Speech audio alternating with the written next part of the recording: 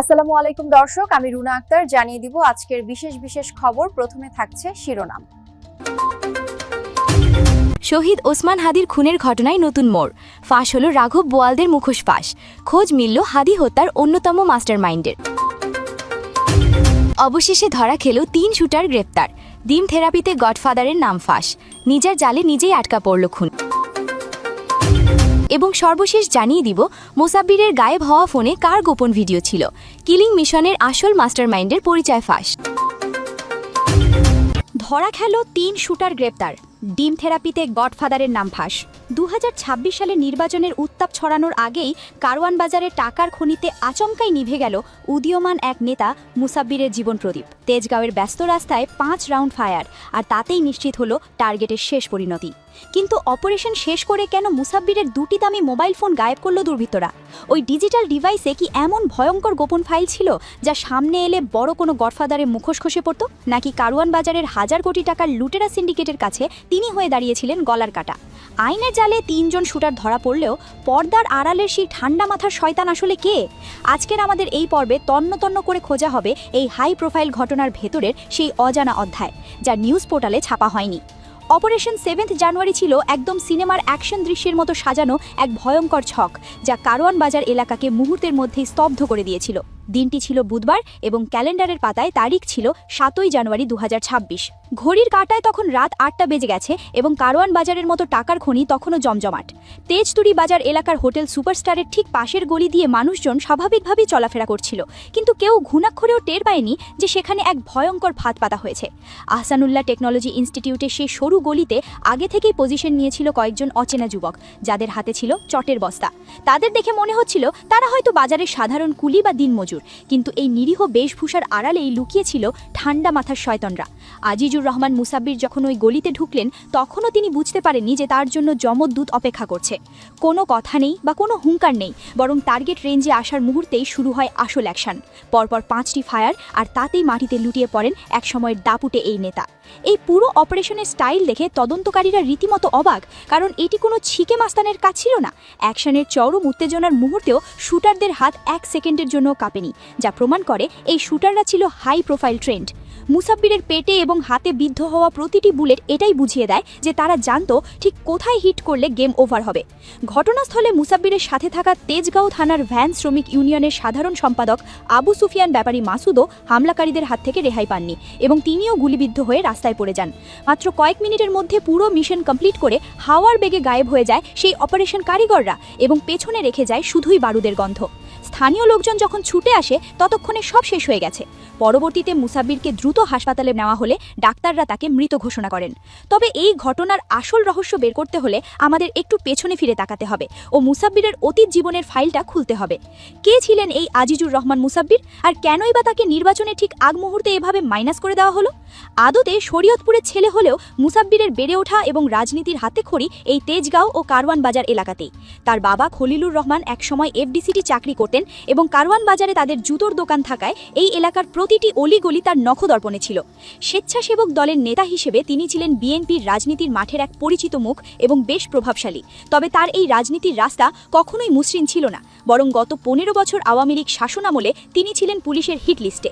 একের পর এক মামলা আর জেল খাটা ছিল তার নিত্যদিনের রুটিন।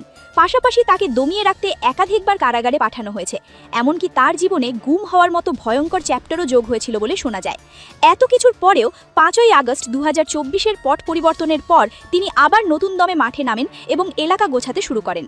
সামনেই 2026 সালের 12 ফেব্রুয়ারি জাতীয় নির্বাচন, এবং এই নির্বাচনে তিনি তেজগাঁও এলাকা থেকে দলের হয়ে বড় কোনো পজিশনে যাবেন এমনটাই শোনা যাচ্ছিল। আর ঠিক এই সময়ই তার এই ফিরে আসাটা হয়তো মেনে নিতে পারেনি কোনো এক অদৃশ্য পাওয়ার বা সিন্ডিকেট। মুসাব্বিরের স্ত্রী সুরাইয়া জানিয়েছেন, তার স্বামী তাকে প্রায়ই বলতেন যে তার শত্রু বাড়ছে এবং তাকে সরিয়ে দেওয়ার জন্য বিভিন্ন সময় হুমকি দেওয়া হচ্ছে। কিন্তু কারা এই হুমকি দিচ্ছিল বা কাদের চোখের বালি হয়ে দাঁড়িয়েছিলেন তিনি, সেই নামগুলো হয়তো পরিবারের সেফটির কথা ভেবেই কখনো বলেননি। আর শত্রুরা অন্ধকারের সুযোগ নিয়ে তাকে চিরতরে থামিয়ে দিল এবং দীর্ঘ 15 বছর টিকে থাকা এক নেতাকে নিজ দলের সুসময়ে এসে বিদায় নিতে হলো। এই পুরো ঘটনার সবথেকে বড় টুইস্ট এবং রহস্যের জায়গাটি হলো মুসাব্বিরের ব্যবহৃত মোবাইল ফোন দুটি, যা অপারেশন শেষে হাওয়া হয়ে গেছে। অপারেশন শেষ করে শুটাররা যখন পালিয়ে যায়, তখন তারা মুসাব্বিরের পকেটে থাকা টাকার বান্ডিল বা অন্য কিছু স্পর্শ করেনি, বরং তারা শুধু শুধু টার্গেট করে নিয়ে গেছে তার ব্যবহৃত দুটো দামি স্মার্টফোন। আর এখানেই উঠছে আসল প্রশ্ন, কারণ সাধারণ ছিনতাইকারী হলে তারা টাকা বা গয়না নিত, কিন্তু এখানে টার্গেট ছিল শুধুই ওই দুটো ফোন, যা প্রমাণ করে এর ভেতরে লুকিয়ে ছিল অনেক বড় কোনো বোমশাল। ক্রাইম রিপোর্টাররা ধারণা করছেন ওই ফোনে এমন কিছু ভিডিও, কল রেকর্ড বা সিক্রেট ডকুমেন্ট ছিল যা ফাঁস হলে কারওয়ান বাজারের বড় কোনো গডফাদারের মুখোশ খসে পড়ত। স্ত্রী সুরাইয়া বলেছেন মুসাব্বির জানতেন পার শত্রু কারা, কিন্তু নাম বলতেন না। তাই হতে পারে সেই নামগুলো বা তাদের অপকর্মের সব প্রমাণ ওই ফোনেই সেভ করা ছিল। হয়তো কোনো হোয়াটসঅ্যাপ চ্যাট বা ভয়েস রেকর্ড ছিল যা পাবলিক হলে অনেক বড় কোনো সিন্ডিকেটের 12টা বেজে যেত। ফোন দুটি গায়েব করে দেওয়ার মানেই হলো ঘটনার সবথেকে বড় প্রমাণ নষ্ট করে দেওয়া, যাতে পুলিশ কোনো ক্লু খুঁজে না পায়। শুটাররা কি শুধু টাকার বিনিময়ে কাজ করেছে, নাকি তাদের মেইন টার্গেটই ছিল মুসাব্বিরকে সরানোর পাশাপাশি ওই ফোনগুলো উদ্ধার করা? এই প্রশ্নের উত্তর মেলানো এখন ডিবির জন্য সবথেকে বড় চ্যালেঞ্জ, কারণ ফোনগুলো না পাওয়া গেলে অনেক গোপন রহস্যই হয়তো মাটি চাপা পড়ে থাকবে। এটি কি শুধুই পলিটিক্যাল গেম, নাকি এর পেছনে আছে কোটি টাকার কোনো অবৈধ লেনদেনের ঝামেলা? মোবাইল ফোন দুটিতে হয়তো এমন কিছু ছিল যা অনেক রাঘব বোয়ালকে বিপদে ফেলতে পারত, তাই তারা যে কোনো রিস্ক নিয়ে হলেও ফোন দুটি সরিয়ে ফেলেছে। অন্যদিকে ঘটনার 48 ঘন্টা পার হতে না হতেই ঢাকা মেট্রোপলিটন পুলিশের গোয়েন্দা বিভাগ বা ডিবি এক বড় ধামাকা দিয়েছে, যা সবাইকে চমকে দিয়েছে। শুক্রবার 9 জানুয়ারি রাতে মানিকগঞ্জ এবং গাজীপুরে এক হাই ভোল্টেজ অভিযান চালিয়ে গ্রেপ্তার করা হয়েছে 3 জন শুটারকে, যারা সরাসরি এই অ্যাকশনে ছিল। সিসিটিভি ফুটেজ চেক করে এবং ট্র্যাকিং প্রযুক্তি ব্যবহার করে এই 3 জনকে জালের ভেতর আটকানো হয়েছে। এটি পুলিশের জন্য একটা বড় সাকসেস হলেও আসল সিনেমার ক্লাইম্যাক্স এখনো বাকি আছে, কারণ এই 3 জন শুধুই দাবার গুটি বা ভাড়াটে প্লেয়ার, যাদেরকে টাকার বিনিময়ে ব্যবহার করা হয়েছে। কিন্তু এদের রিমোট কন্ট্রোল যাদের হাতে, অর্থাৎ যারা এই পুরো প্ল্যান সাজিয়েছে, সেই মাস্টার মাইন্ডরা এখনো ধরাছোঁয়ার বাইরে।